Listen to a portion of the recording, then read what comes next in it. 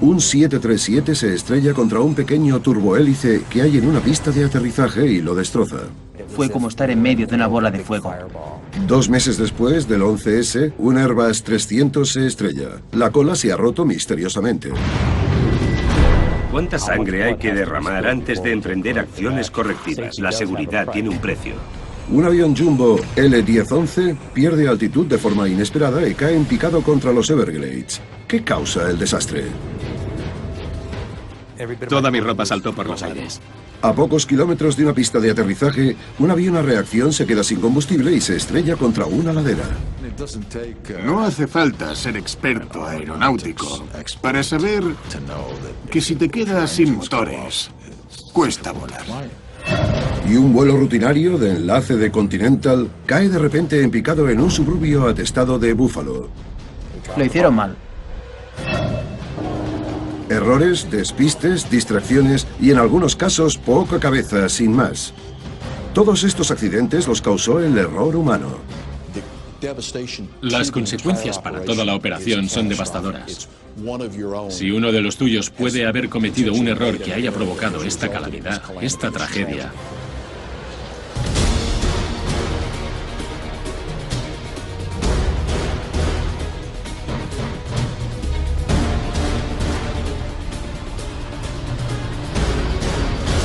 ¿por qué se estrellan los aviones? Error humano. Hay muchas razones por las que se estrellan los aviones. Mal tiempo, complicaciones mecánicas y fallos estructurales. Pero, según un estudio publicado por la AFA, a menudo la causa es un simple error humano. el error humano sale en más o menos el 80% de los accidentes de aviación. Los componentes mecánicos de los aviones los cambias. Cambiar cómo piensa la gente o cómo reacciona ante determinadas circunstancias es mucho más difícil. En este programa, nuestras reconstrucciones animadas les pondrán donde no ha estado ninguna cámara, pegados a los aviones para que vean cómo y por qué ocurrieron los desastres. Parece ser un aterrizaje normal. El vuelo 1493 de US Air baja los trenes de aterrizaje principales mientras desciende hasta la pista del Aeropuerto Internacional de Los Ángeles. Y de golpe, el 737 se estampa contra un turbohélice que está en la misma pista, aplastando del todo al avión más pequeño. La ventana empezó a derretirse.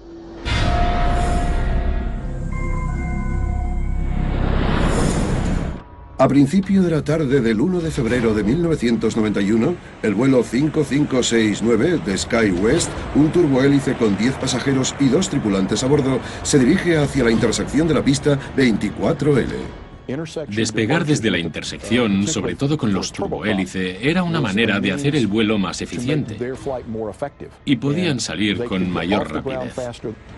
A las 6:04 de la tarde, una controladora aérea le da permiso al SkyWest para acceder a la pista, pero le aconseja que se mantenga en su posición. En ese momento ocurrió una de las causas principales del accidente. No les da permiso inmediato para despegar. Hay un retraso. Cada segundo que pasa aumenta el riesgo. Se debe a que a unos minutos antes, al vuelo 1493 de US Air, un 737 que ha salido de Siracusa, Nueva York, le habían dado permiso para aterrizar en la misma pista. Solo ven las luces. Les parece una pista de aterrizaje normal. Aunque se van acercando más y más, aún no pueden distinguir las luces del avión de las luces de la pista. Son del mismo color. Los trenes de aterrizaje principales del Boeing 737 tocan tierra y mientras baja el morro, las luces de aterrizaje iluminan al turbohélice. Es la primera vez que el capitán ve el avión. El impacto produce una explosión y el avión pequeño estalla en llamas, pero el 737 no puede parar. A más de 110 kilómetros por hora, derrapa y acaba chocando contra un cuartel de bomberos abandonado. El suelo empezó a agrietarse y empezó a salir humo justo por delante del asiento. Fue como estar en medio de una bola de fuego.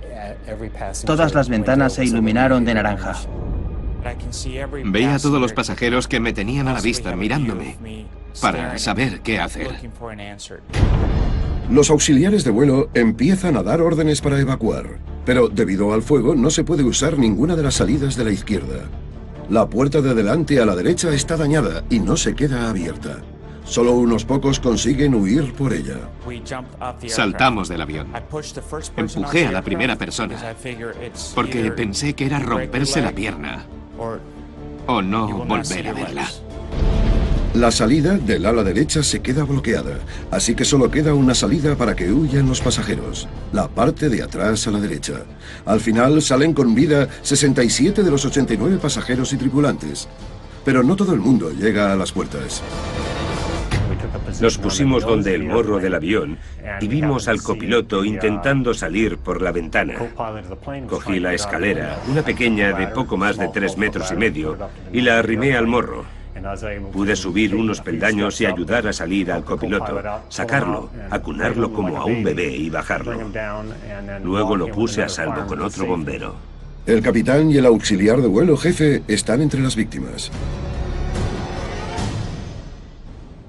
Recuerdo que me sentí muy apenado porque 2 de mi equipo habían muerto y muchos pasajeros. Concentrados en el 737, pocos saben que hay un turbohélice aplastado debajo. El avión está tan retorcido y destrozado que es irreconocible. No hay supervivientes. No supe que le habíamos dado a otro avión hasta que en la terminal nos hicieron el triaje. Les pregunté por la tripulación y me dijeron ¿cuál? A continuación, intentaremos descubrir qué pasó exactamente.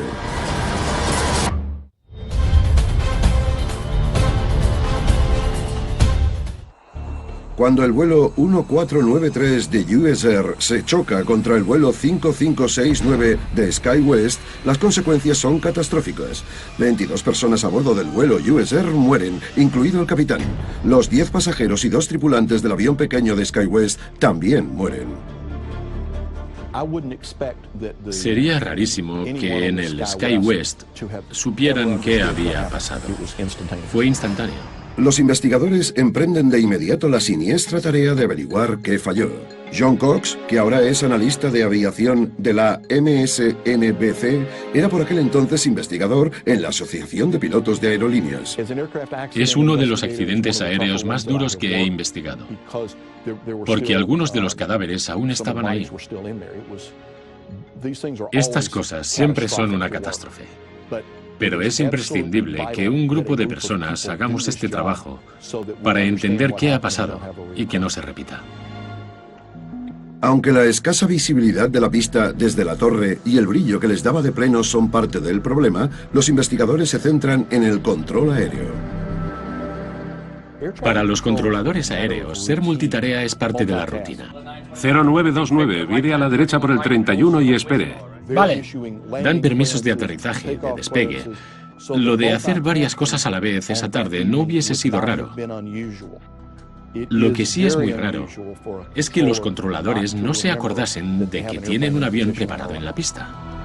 Pero según la Junta Nacional de Seguridad del Transporte es justo lo que pasó. Resulta que a la controladora se le olvidó sin más que el SkyWest estaba en la intersección de la pista.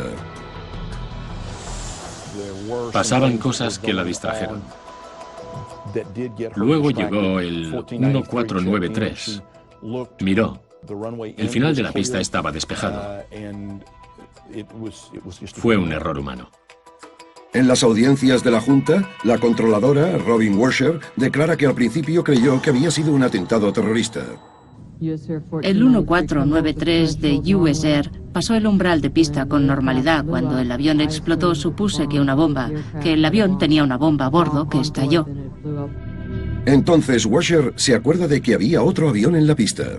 Fui a control terrestre y dije, mirad si tenéis contacto con el 569. Fui a la supervisora y le dije, creo que con ese se ha chocado el US Air. Era la responsable de garantizar que no se chocase con otros aviones. Pero fracasó. El sonido era casi insoportable.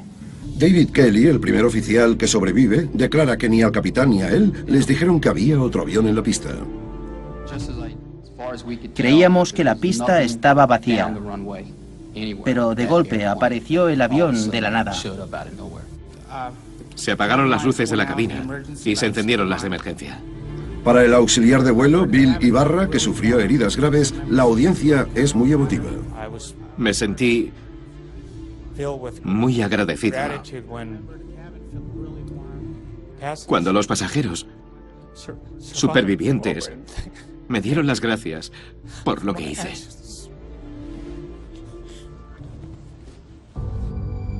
Como consecuencia de la colisión, los despegues desde intersecciones de noche ya no están permitidos. Y mientras estén en la pista, a los pilotos se les anima, aunque no se les exige, que les recuerden a control aéreo que están esperando instrucciones. Estos procedimientos se podían haber hecho perfectamente antes del accidente. Se pudo haber evitado sin problemas. Al otro lado del país, y casi 20 años después, hay otro accidente provocado por un error humano. El vuelo 3407 de Continental Connection se acerca al aeropuerto de Buffalo para aterrizar. El turbohélice se encabrita, entra en pérdida y empieza a dar una serie de giros terroríficos. El piloto lucha por hacerse con el control, pero el avión cae casi 500 metros en picado y se estrella contra una casa. This aircraft was 5 miles out, and all of a sudden we have no response to that aircraft.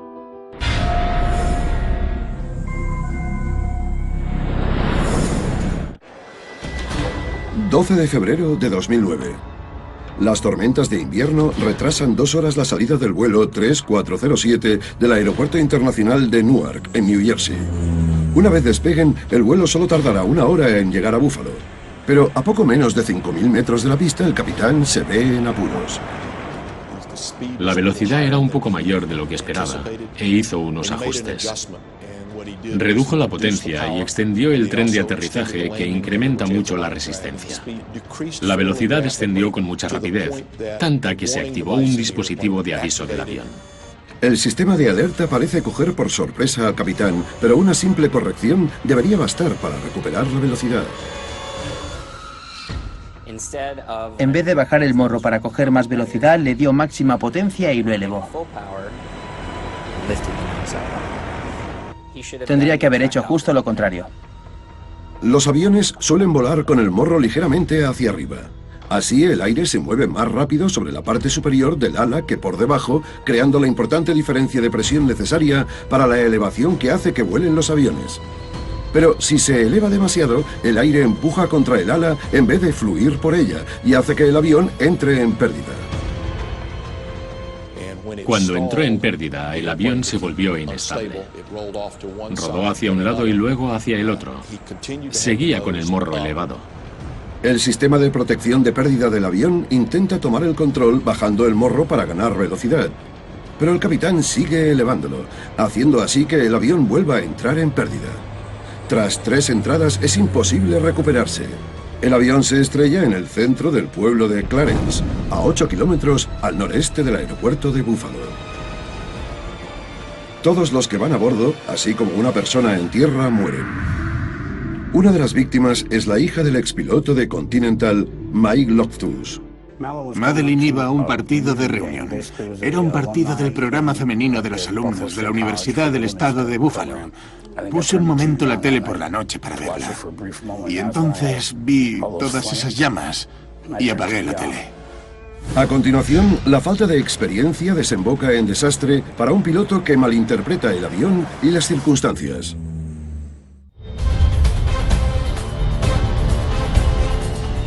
Cuando el vuelo 3407 de Continental Connection, operado por Colgan Air, se estrella en un suburbio de Buffalo en una noche invernal de febrero de 2009, no hay supervivientes. La tragedia plantea muchas preguntas.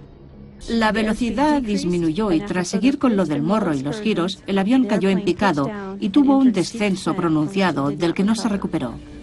Los investigadores se preguntan por qué el capitán reaccionó de forma equivocada cuando entraron en pérdida. Según la Junta, parte del problema pudieron haber sido las habilidades básicas del piloto. El informe dice que el capitán, Marvin Renslow, nunca le reveló a Colgan, el operador regional del vuelo 3407, que había suspendido varios exámenes de certificación.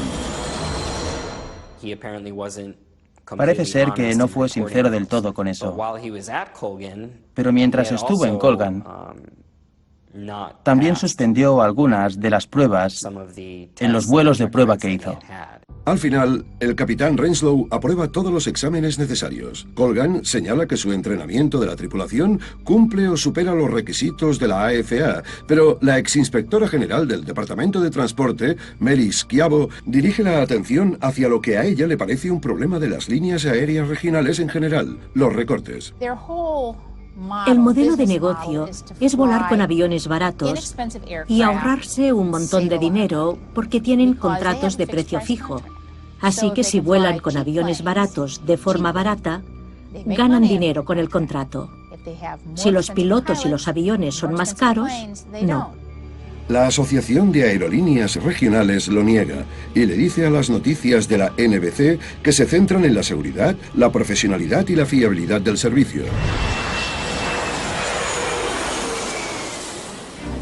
Aún así, hay diferencia en el sector sobre cuántas horas de vuelo hacen falta para pilotar un avión comercial. Puedes acabar con apenas 350 horas de experiencia. Y lo que pasa es que cuando la gente sale de la escuela de aviación y cumple los requisitos exigidos por el gobierno, pasa a las regionales porque son las que les contratan. Aunque las aerolíneas más importantes suelen pagar más, también exigen que los nuevos contratados tengan como mínimo 1.500 horas de vuelo. La culpa también podría ser del entrenamiento que les dio Colgan a los pilotos sobre el sistema de protección de entrada en pérdida Q400. Aunque cumplía los requisitos de la AFA, parte del entrenamiento fue solo teórico, no práctico. La formación dura 15 minutos y ni los cumplieron.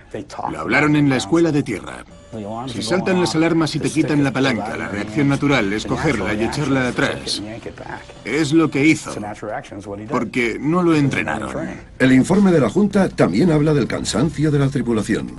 Ni el capitán ni el copiloto pasaron la noche en un hotel o en sus propias camas, sino en una sala de espera, lo que va contra la política de Colgan. Una vez al mando, se saltaron la regla de cabina estéril, lo que pudo haber hecho que se distrajesen.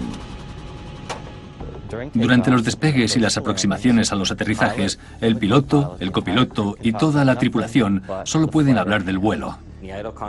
Parece que la conversación trivial que llevaban les distrajo el tiempo suficiente para que llegasen al punto preocupante que les hizo reaccionar.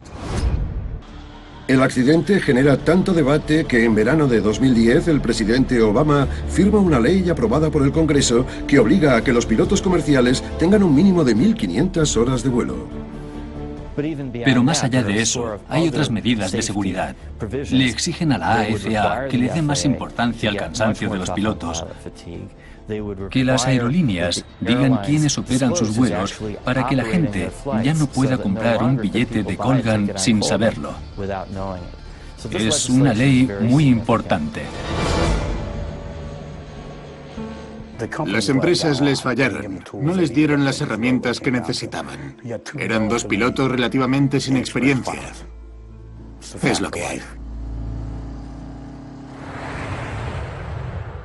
8 años antes hubo otro desastre aéreo sobre Nueva York, causado también por un error humano. Un Airbus A300 despega desde el aeropuerto JFK hacia Santo Domingo, en la República Dominicana. Poco después del despegue, se topa con turbulencias intensas.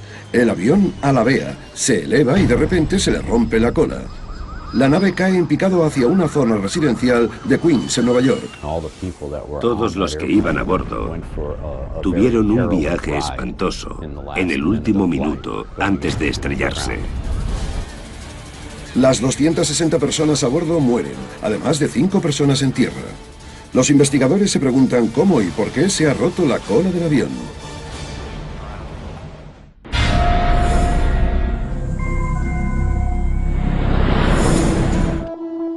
12 de noviembre de 2001. Una mañana soleada de otoño. El vuelo 587 de American Airlines se eleva hacia los cielos. En la cabina hay 2 pilotos con experiencia. El copiloto Sten Molin y el capitán Ed States. Le encantaba ir en avión. Le encantaba estar al mando. Respetaba el papel y el trabajo de todos.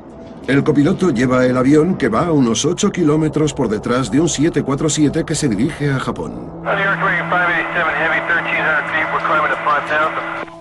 Pero como el Airbus se eleva más rápido que el avión delante de él, el vuelo 587 enseguida se mete en la estela del 747, lo que hace que el avión de American Airlines tenga turbulencias. Esto no es raro. Las estelas de los aviones se parecen mucho a las de los barcos. El vehículo crea un desplazamiento en el fluido, en un caso el agua, en este el aire. Esta simulación de la AFA muestra a otro avión metiéndose en turbulencias de la estela. Las puntas de las alas crean lo que se llama estela turbulenta. Es como un cono enorme que sale del extremo del avión de delante. Si el que va detrás lo intercepta, notas como vaivenes. Normalmente dura poco, pero puede haber varios. Es justo lo que pasa con el vuelo 587. Hay dos estelas turbulentas. Aunque el ojo humano no las ve, las hemos representado en la reconstrucción. La primera hace que el avión alabee a la izquierda y el copiloto retoma el rumbo enseguida. Pero 15 segundos después, el avión coge otra estela. Cuando el piloto se metió en la estela turbulenta y el avión empezó a ladear, hizo las correcciones de control de vuelo que consideró necesarias para volver a estabilizar el avión. Pero en vez de estabilizarse, el avión se mueve violentamente en los tres ejes de vuelo. Alabea a izquierda y derecha, va de un lado a otro y sube y baja. Entonces ocurre lo impensable, se rompe la cola. El avión alabea a la izquierda y se desploma en el barrio residencial de Bell Harbor, en Queens.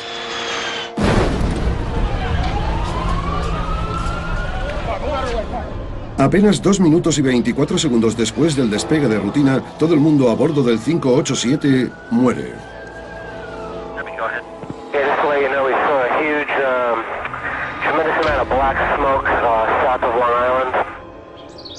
La mujer del capitán Ed States, Mary, está en casa cuando se entera de que ha habido un accidente en Long Island y se pone en contacto con American Airlines. Hablé con uno de los pilotos jefe de Nueva York. No fue la mejor manera de decírmelo, pero pregunté que si Ed era el piloto y me dijeron que sí. Son unas pérdidas terribles, una situación espantosa en un barrio residencial. Parece una zona de guerra. Si lo has visto por la tele, es horrible. Sucede apenas 2 meses después del 11S y la gente se pregunta si ha sido otro ataque terrorista. Estén todos tranquilos. Hemos hablado con la Casa Blanca, tenemos protección aérea. En plena situación de ansiedad, la Junta trabaja para averiguar por qué se rompió la cola del avión. A continuación, indignación por la causa oficial del accidente del vuelo 587 de American Airlines.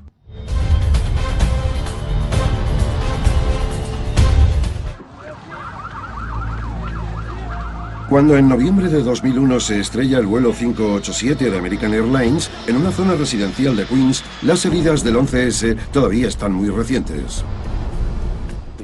La industria estaba recuperándose. Había caído el tráfico. La gente tenía sus reservas. En 40 años que llevo en la industria, jamás había visto un periodo semejante. El avión, el motor cayó. 2 meses después del ataque, cae otro avión. Al principio se cree que ha sido un atentado. Hemos puesto la ciudad en alerta, así que hemos cerrado algunas cosas para asegurarnos de que descubrimos qué ha pasado. La exinspectora general del Departamento de Transporte, Mary Schiavo, siguió la investigación. Ese es lo primero que pensaron todos, pero había unas cuantas pistas. Salieron a la luz enseguida, no fue porque... Estaba la registradora de voz de la cabina. Luego encontraron parte del avión que se separó de la propia nave. O sea, se supo enseguida, porque las partes de los aviones no tienen que caerse. Cuando se descarta el terrorismo como causa, los investigadores se centran en por qué se rompió la cola. La Junta tarda más de 2 años en publicar los descubrimientos. Según el informe, la causa del accidente fue la separación de la cola o el estabilizador debido al uso excesivo de los pedales del timón direccional por parte del primer oficial. Toda la aleta vertical, o sea, el estabilizador vertical y el timón direccional, se separaron del fuselaje y el avión dejó de ser controlable. Normalmente los pilotos solo usan unos controles llamados alerones y disruptores de vuelo para que el avión alabee hasta estabilizarse. Son paneles que están en las alas. El copiloto los usa, pero también el timón. Este es el panel del estabilizador vertical o la cola. Mueve el avión de lado a lado. El timón se maneja moviendo dos pedales del suelo de la cabina, hacia adelante o hacia atrás.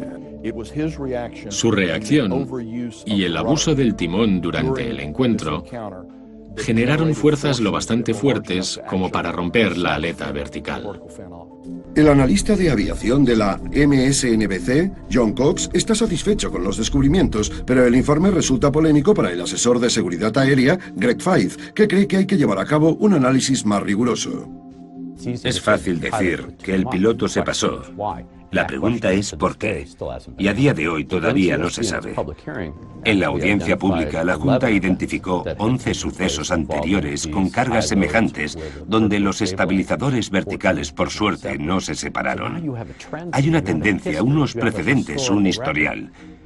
Pero en su investigación yo veo que se fijaron en cada cosa por separado, en vez de intentar averiguar no solo por qué pasó, sino cómo pasó. Y Mary Schiavo cree que hay otro problema. En las investigaciones de accidentes tienen que depender de los fabricantes y ahí está el problema. Tuvieron que decirle a Airbus, «Hey Airbus, ¿qué ha pasado con tu avión?» Y ellos dijeron, «Ha sido cosa del piloto, que se pasó con el timón». ¿Para qué construyes un avión con un sistema de control que si lo usas de la manera permitida se te cae la cola? No tiene sentido. Airbus le dijo a las noticias de la NBC que la cola no se rompió por un fallo de diseño, sino por un error del piloto. De hecho, es lo que le dijo a la Junta. También averiguó que el programa de entrenamiento de American Airlines hacía especial hincapié en el uso de los pedales del timón. John Cox va más allá y dice que nunca habría que usar el timón en estelas turbulentas. Lo mejor hubiese sido dejar que la estabilidad natural del avión arreglase el asunto. Los aviones son muy estables por naturaleza. Si hubiesen bajado un poco el avión para estabilizarlo y dejar que volase, se hubiese asentado. American Airlines le dijo al informativo de la NBC que siguen decepcionados con lo que dijo la Junta y creen que la culpa fue del diseño y la sensibilidad del timón.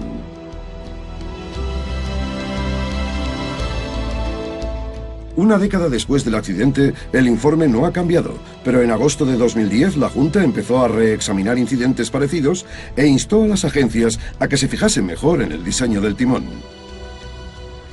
Ahora los pilotos saben que no hay que mover tanto el timón con los pedales para crear una gran fuerza aerodinámica.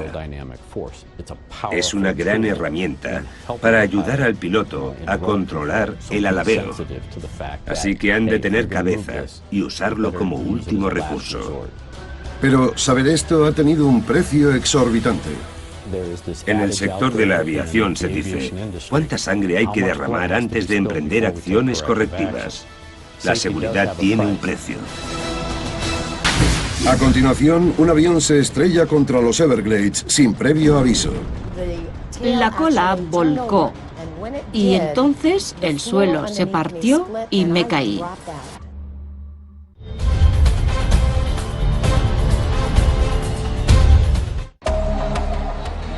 Un avión sobrevuela los Everglades de Florida mientras la tripulación intenta solucionar un problema del tren de Morro. No debería suponer una crisis, pero enseguida se convierte en una. El L-1011 se estrella en el pantano y mata a más de 100 personas. Me sorprendió que dijeran que era imposible sobrevivir. ¿Y cómo sales de eso?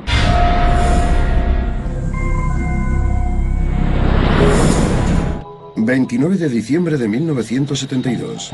El vuelo 401 de Eastern Airlines está en la última etapa de su vuelo desde el JFK hasta el Aeropuerto Internacional de Miami.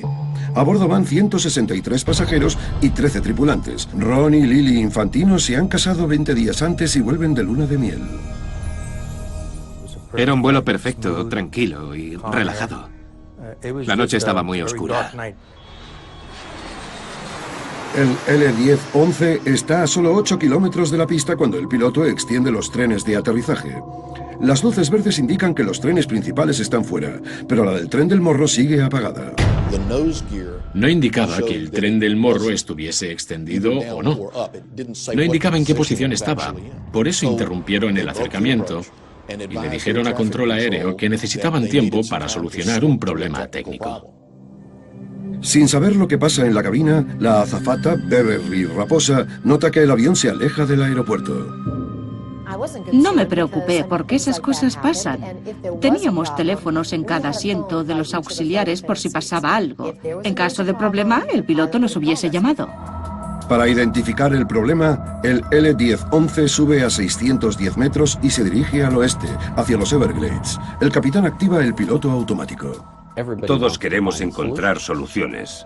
Es natural, somos humanos. Queremos cumplir la misión. La tripulación sospecha que solo falla la bombilla. El copiloto empieza a cambiarla, pero no consigue meter la nueva. Estuvo peleándose con la bombilla varios minutos. El capitán le dijo al ingeniero de vuelo que bajase por si podía ver una guía de alineación que hay en el tren de morro, que puede verse por una ventanita que hay bajo la cabina de vuelo. Pero está demasiado oscuro para ver. Mientras el capitán y el copiloto siguen peleándose con la bombilla. Aquí empieza la naturaleza traicionera del error humano.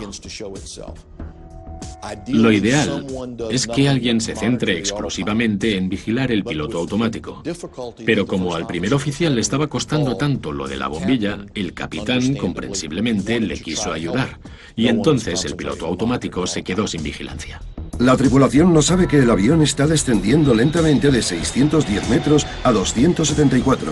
Entonces la torre de control les dice: ¿Cómo vais, Eastern? El primer oficial se da cuenta de que a la altitud le pasa algo. Responde: seguimos a 610, ¿no? El capitán mira y dice: ¿qué ha pasado con la altitud? Y empiezan a tomar medidas. Pero ya es tarde. Los motores rugieron y chocamos. Entonces todo explotó. Hubo una enorme bola de fuego. El avión se hace pedazos. Los restos se esparcen por una zona muy grande. Yo estaba en la cola y esa sección se rompió. Empezamos a girar más de 450 metros. Al final, la cola volcó y entonces el suelo se partió y me caí. En el pantano, Raposa sigue con el cinturón de seguridad puesto mientras le cae combustible encima. Hay un silencio sepulcral. Al principio grité: ¡que alguien me ayude! Pero no oía a nadie y empecé a pensar: ¡madre de Dios, igual soy la única superviviente! Pero no está sola. Nunca he estado tan a oscuras en toda mi vida. Estaba oscurísimo. Solo podías notar que tenías a alguien delante si le olías el aliento. Si no, ni te enterabas. El pasajero Ron Infantino es uno de los 75 pasajeros y tripulantes que sobrevivió de milagro. Está hasta el cuello de agua de pantano. Toda mi ropa saltó por los aires. Solo me quedaron las gomas de los calcetines. Creí que era una pesadilla.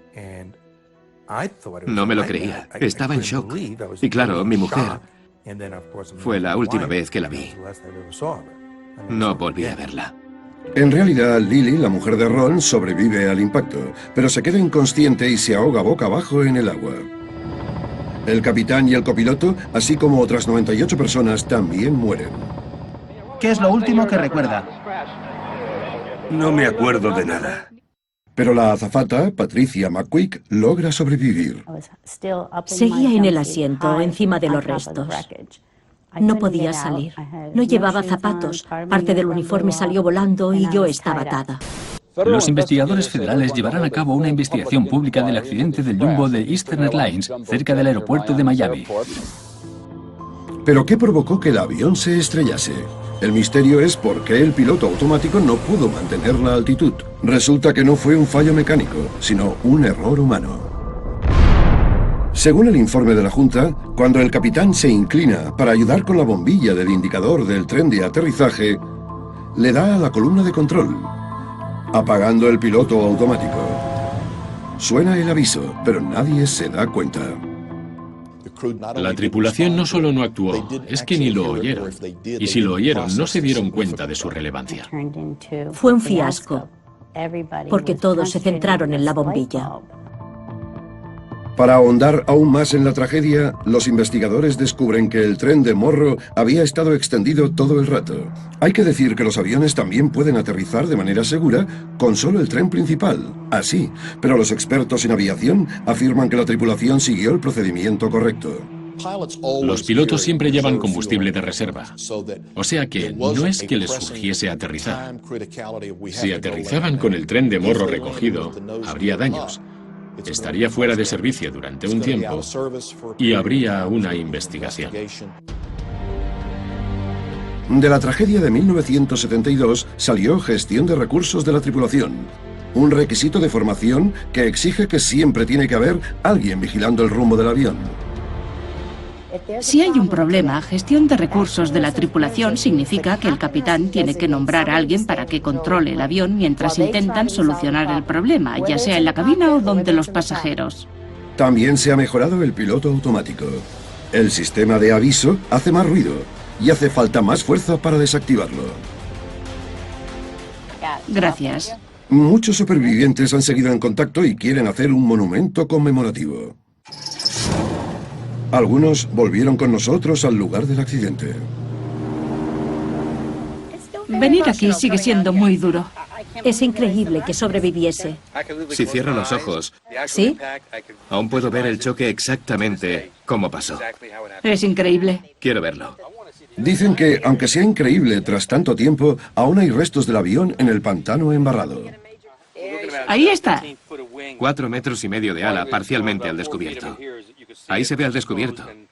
El resto está bajo el agua, pero se ve. Aún se ven algunos de los colores de Eastern. ¿Veis el azul? Casi 40 años después, Patricia McQuick sigue siendo azafata. Ron Infantino volvió a casarse y Beverly Raposa sigue volando a menudo por cuestiones de trabajo, pero no se olvidan del accidente. Estaban tan distraídos con la bombilla que nadie pilotaba el avión. ¿Te lo imaginas? A continuación, un avión colombiano se estrella misteriosamente a pocos kilómetros de su destino.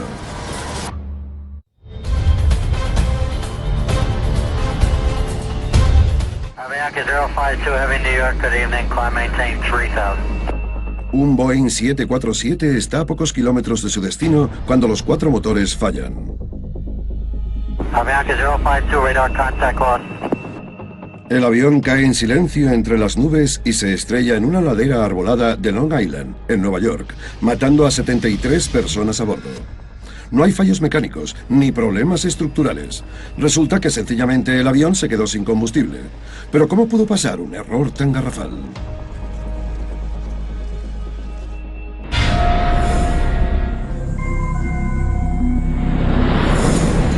25 de enero de 1990, cuando el vuelo 052 de Avianca sale de Medellín, Colombia, poco después de las 3 de la tarde, a los tanques les sobra combustible para recorrer casi 3.400 kilómetros hasta Nueva York. Al despegar llevaban casi 37.000 kilos de combustible en el avión.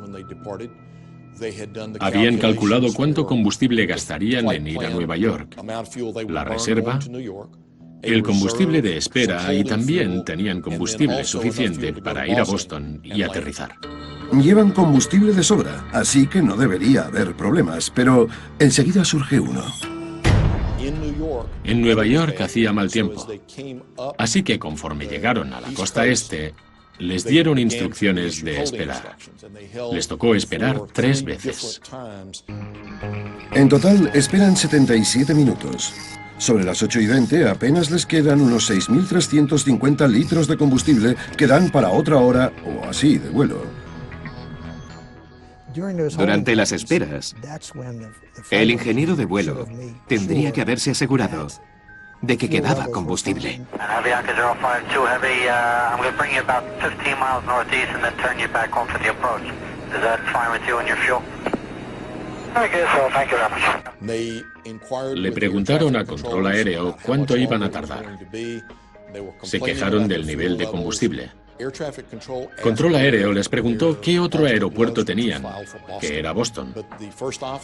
Pero el primer oficial, que es el que manejaba la radio, les dijo que ya no podían llegar. Control aéreo no se enteró de esa frase tan relevante. A las 9:22 de la noche, al vuelo 052 de Avianca le dan por fin permiso para aterrizar. Pero sobre el JFK hay nubes muy bajas y una fuerte cizalladura, así que el piloto no lo intenta. Vuelven a desviar el avión del aeropuerto. El primer oficial no usó la palabra emergencia. Si lo hubiera dicho, le hubieran dado prioridad absoluta para aterrizar. Avianca 52, climb maintain 3000. Negative, sir. We just running out of fuel. Okay, 3000, now we good. Okay. A las 9:34 de la noche, el vuelo 052 se queda sin combustible. Los motores se apagan. El pasajero, Néstor Zárate, recuerda el silencio horrible. Que no se oiga el ruido es espantoso, porque está el viento contra el fuselaje. En ese momento se desató el caos. La tripulación le dice tranquilamente a control aéreo que los motores han fallado. Los redirigen enseguida al JFK, pero ya es tarde. Cuando el Boeing 707 se estrella en una ladera de Oyster Bay, la cabina se rompe, matando a los pilotos y al ingeniero de vuelo. Están a poco menos de 27 kilómetros del aeropuerto. Milagrosamente sobreviven 85 de las 158 personas a bordo.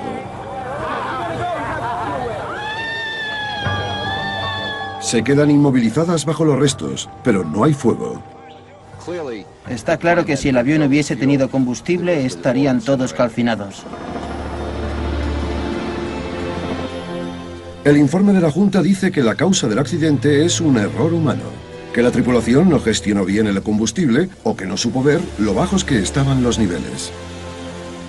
Cuando hablamos hoy con los controladores de la TradeCon, ninguno era consciente de las preocupaciones sobre las prioridades y el combustible.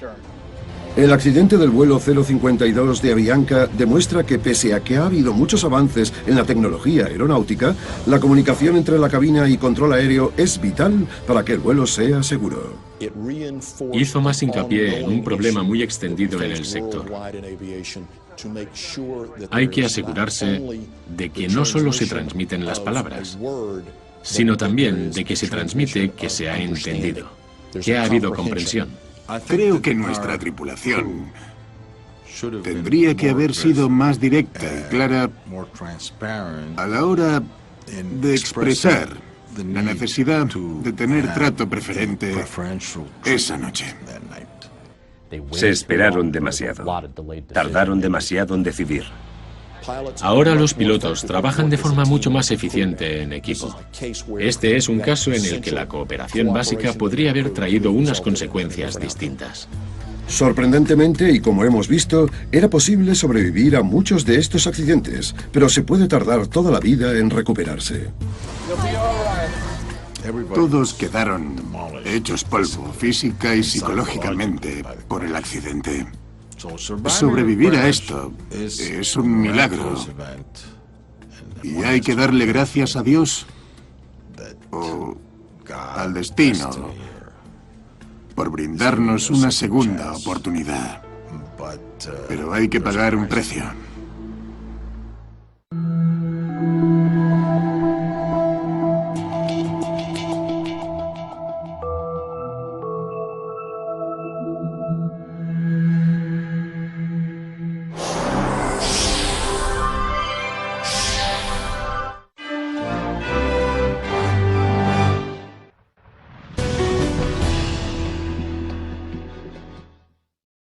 no se acordasen de que tienen un avión preparado en la pista.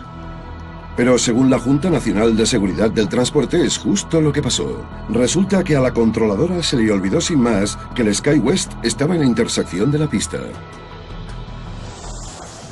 Pasaban cosas que la distrajeron. Luego llegó el 1493. Miró. El final de la pista estaba despejado. Fue un error humano. En las audiencias de la Junta, la controladora, Robin Washer, declara que al principio creyó que había sido un atentado terrorista. El 1493 de US Air pasó el umbral de pista con normalidad. Cuando el avión explotó, supuse que el avión tenía una bomba a bordo que estalló. Entonces Washer se acuerda de que había otro avión en la pista. Fui a control terrestre y dije, mirad si tenéis contacto con el 569. Fui a la supervisora y le dije, creo que con ese se ha chocado el US Air. Era la responsable de garantizar que no se chocase con otros aviones. Pero fracasó. El sonido era casi insoportable. David Kelly, el primer oficial que sobrevive, declara que ni al capitán ni a él les dijeron que había otro avión en la pista. Creíamos que la pista estaba vacía, pero de golpe apareció el avión de la nada. Se apagaron las luces de la cabina y se encendieron las de emergencia. Para el auxiliar de vuelo, Bill Ibarra, que sufrió heridas graves, la audiencia es muy emotiva. Me sentí muy agradecido cuando los pasajeros supervivientes me dieron las gracias por lo que hice.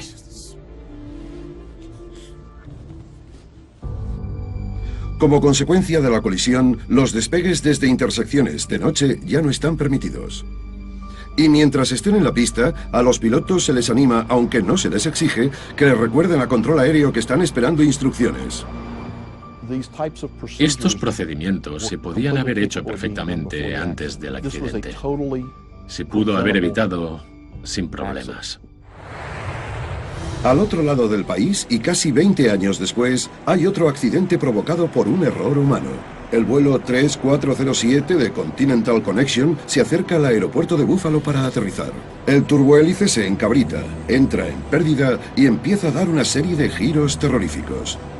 El piloto lucha por hacerse con el control, pero el avión cae casi 500 metros en picado y se estrella contra una casa. This aircraft was 5 miles out, and all of a sudden we have no response to that aircraft.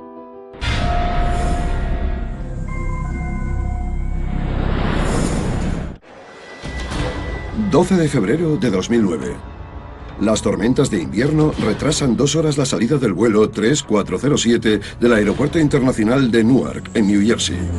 Una vez despeguen, el vuelo solo tardará 1 hora en llegar a Buffalo. Pero a poco menos de 5.000 metros de la pista, el capitán se ve en apuros. La velocidad era un poco mayor de lo que esperaba e hizo unos ajustes. Redujo la potencia y extendió el tren de aterrizaje, que incrementa mucho la resistencia. La velocidad descendió con mucha rapidez, tanta que se activó un dispositivo de aviso del avión. El sistema de alerta parece coger por sorpresa al capitán, pero una simple corrección debería bastar para recuperar la velocidad. En vez de bajar el morro para coger más velocidad, le dio máxima potencia y lo elevó. Tendría que haber hecho justo lo contrario. Los aviones suelen volar con el morro ligeramente hacia arriba. Así el aire se mueve más rápido sobre la parte superior del ala que por debajo, creando la importante diferencia de presión necesaria para la elevación que hace que vuelen los aviones. Pero si se eleva demasiado, un 737 se estrella contra un pequeño turbohélice que hay en una pista de aterrizaje y lo destroza. Fue como estar en medio de una bola de fuego. 2 meses después del 11S, un Airbus 300 se estrella. La cola se ha roto misteriosamente. ¿Cuánta sangre hay que derramar antes de emprender acciones correctivas? La seguridad tiene un precio. Un avión jumbo L-1011 pierde altitud de forma inesperada y cae en picado contra los Everglades. ¿Qué causa el desastre? Toda mi ropa saltó por los aires. A pocos kilómetros de una pista de aterrizaje, un avión a reacción se queda sin combustible y se estrella contra una ladera. No hace falta ser experto aeronáutico para saber que si te quedas sin motores, cuesta volar. Y un vuelo rutinario de enlace de Continental cae de repente en picado en un suburbio atestado de Buffalo. Lo hicieron mal. Errores, despistes, distracciones y en algunos casos poca cabeza, sin más. Todos estos accidentes los causó el error humano. Las consecuencias para toda la operación son devastadoras. Si uno de los tuyos puede haber cometido un error que haya provocado esta calamidad, esta tragedia,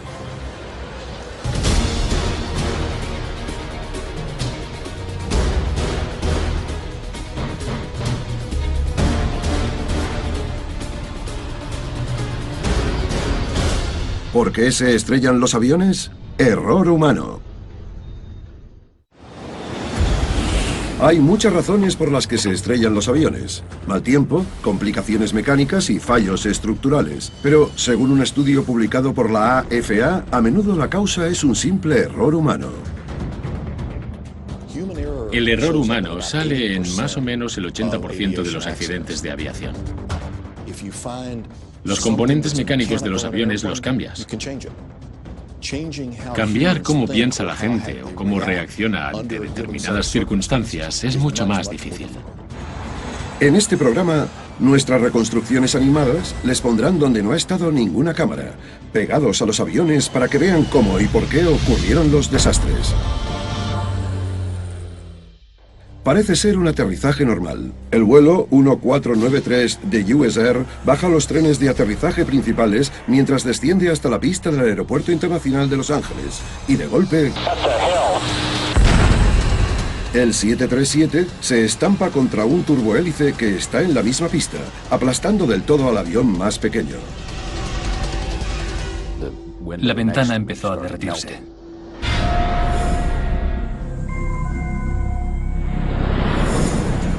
A principio de la tarde del 1 de febrero de 1991, el vuelo 5569 de SkyWest, un turbohélice con 10 pasajeros y 2 tripulantes a bordo, se dirige hacia la intersección de la pista 24L.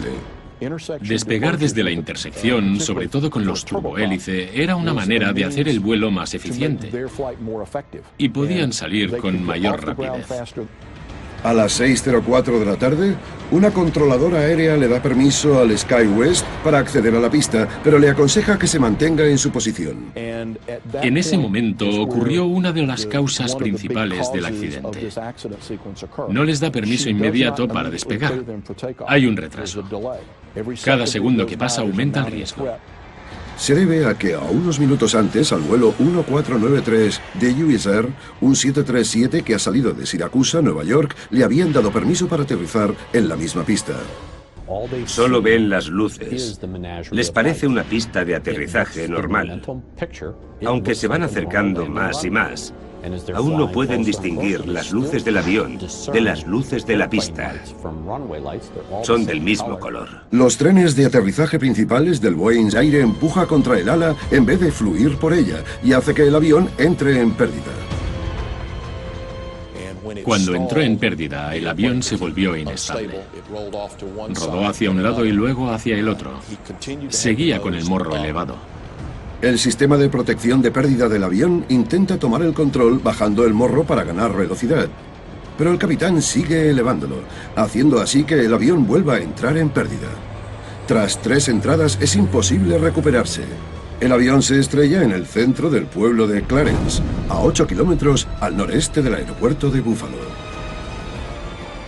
Todos los que van a bordo, así como una persona en tierra, mueren. Una de las víctimas es la hija del expiloto de Continental, Mike Loftus. Madeline iba a un partido de reunión.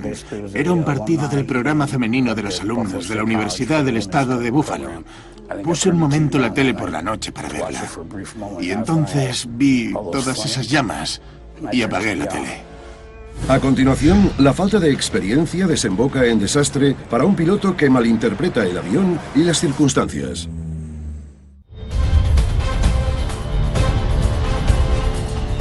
Cuando el vuelo 3407 de Continental Connection, operado por Colgan Air, se estrella en un suburbio de Buffalo en una noche invernal de febrero de 2009, no hay supervivientes. La tragedia plantea muchas preguntas. La velocidad disminuyó y tras seguir con lo del morro y los giros, el avión cayó en picado y tuvo un descenso pronunciado del que no se recuperó. Los investigadores se preguntan por qué el capitán reaccionó de forma equivocada cuando entraron en pérdida.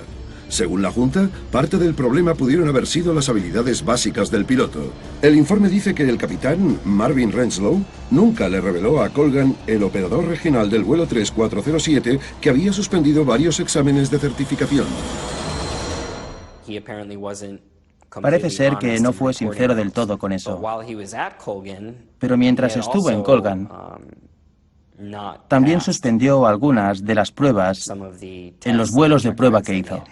Al final, el capitán Renslow aprueba todos los exámenes necesarios. Colgan señala que su entrenamiento de la tripulación cumple o supera los requisitos de la AFA, pero la exinspectora general del Departamento de Transporte, Mary Schiavo, dirige la atención hacia lo que a ella le parece un problema de las líneas aéreas regionales en general, los recortes. El modelo de negocio es volar con aviones baratos y ahorrarse un montón de dinero porque tienen contratos de precio fijo. Así que si vuelan con aviones baratos de forma barata, ganan dinero con el contrato. Si los pilotos y los aviones son más caros, no. La Asociación de Aerolíneas Regionales lo niega y le dice a las noticias de la NBC que se centran en la seguridad, la profesionalidad y la fiabilidad del servicio. Aún así, hay diferencia en el sector sobre cuántas horas de vuelo hacen falta para pilotar un avión comercial.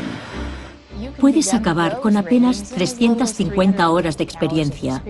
Y lo que pasa es que cuando la gente sale de la escuela de aviación y cumple los requisitos exigidos por el gobierno, pasa a las regionales porque son las que les contratan.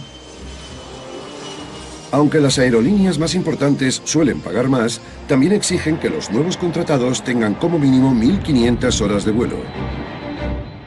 La culpa también podría ser del entrenamiento que les dio Colgan a los pilotos sobre el sistema de protección de entrada en pérdida Q400.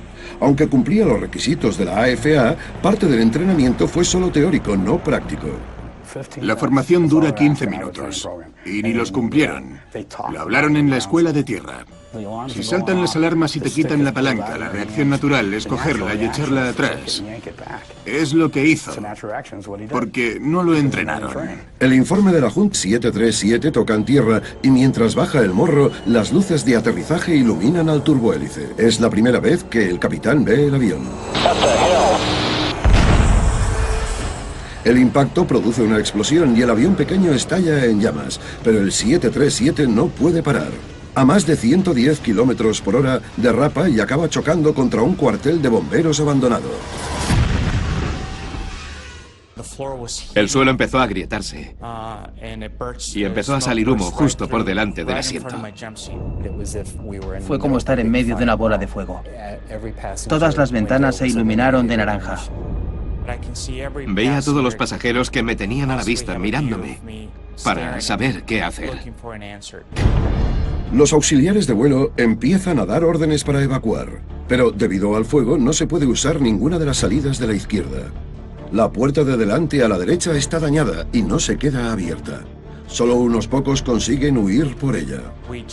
Saltamos del avión. Empujé a la primera persona porque pensé que era romperse la pierna o no volver a verla.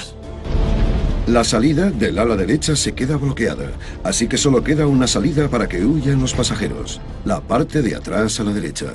Al final salen con vida 67 de los 89 pasajeros y tripulantes, pero no todo el mundo llega a las puertas. Nos pusimos donde el morro del avión y vimos al copiloto intentando salir por la ventana. Cogí la escalera, una pequeña de poco más de 3,5 metros, y la arrimé al morro. Pude subir unos peldaños y ayudar a salir al copiloto, sacarlo, acunarlo como a un bebé y bajarlo. Luego lo puse a salvo con otro bombero. El capitán y el auxiliar de vuelo jefe están entre las víctimas. Recuerdo que me sentí muy apenado porque 2 de mi equipo habían muerto y muchos pasajeros.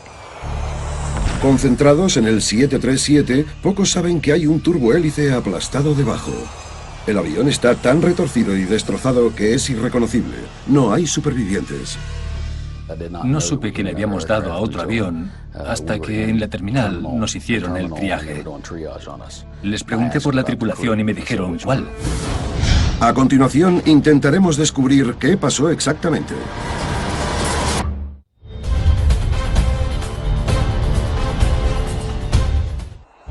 Cuando el vuelo 1493 de US Air se choca contra el vuelo 5569 de SkyWest, las consecuencias son catastróficas. 22 personas a bordo del vuelo US Air mueren, incluido el capitán. Los 10 pasajeros y 2 tripulantes del avión pequeño de SkyWest también mueren. Sería rarísimo que en el SkyWest supieran qué había pasado.